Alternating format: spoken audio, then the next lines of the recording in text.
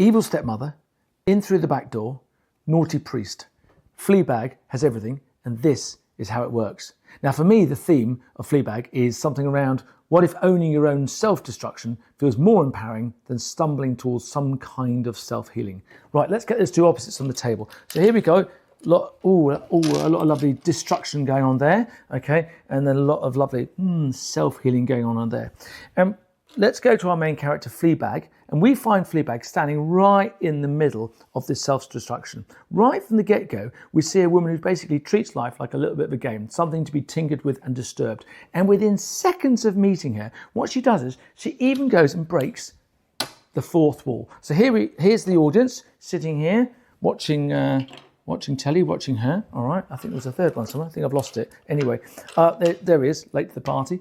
All right, and by doing that, what she does is she brings us in on the fun and the games, okay? We suddenly become part of the whole equation. And we get to watch her basically going through a series of dates, good and bad.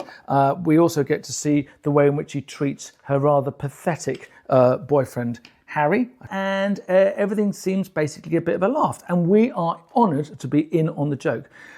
The more that Fleabag lets us in, the more that we see that something is not quite right. There's obviously a dysfunctional relationship with her dear father. There he is over here. There's also a dysfunctional relationship with her elder sister, Claire, who's very successful and rich, and has a bit of a dodgy haircut on one episode. And there's also a dysfunctional relationship with the evil stepmother. So there's strained relationships all the time. And what this does is it reveals something that's sort of maybe the sort of more sadder side to her life, is that there is the grieving of a lost mother, because at some point she went in the past, and over series 1 she also the grieving over her best friend Boo, who sadly commits suicide. So what we do is we start realizing that actually we think that little Fleabag here, she actually wants to get over to here, to the self-healing route. But for some reason, we can't quite work out what is it? Why is it that she can't do it? What is it that motivates her to stay in this destructive space?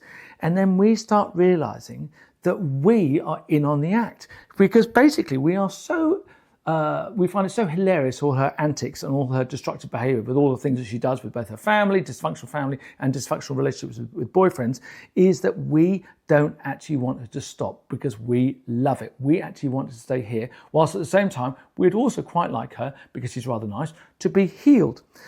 And what's brilliant is in season 2, in comes the priest. Now, in her usual destructive way, she starts falling in love with the priest, and she starts luring him in, and he starts being lured into her, doing the very naughty things that priests shouldn't do. But the one thing that priest does, which is absolutely amazing and is so cool, is that she suddenly, he's fallen over now, he suddenly sees the bond between her and the audience, and he actually questions whether or not that's healthy for her, and he actually challenges her on what she wants in life. And it's only in the last scene, I think, of the second season, in the last episode, does she actually cut the ties with us, the audience, and it allows her to be able to make her first steps towards some kind of self-healing.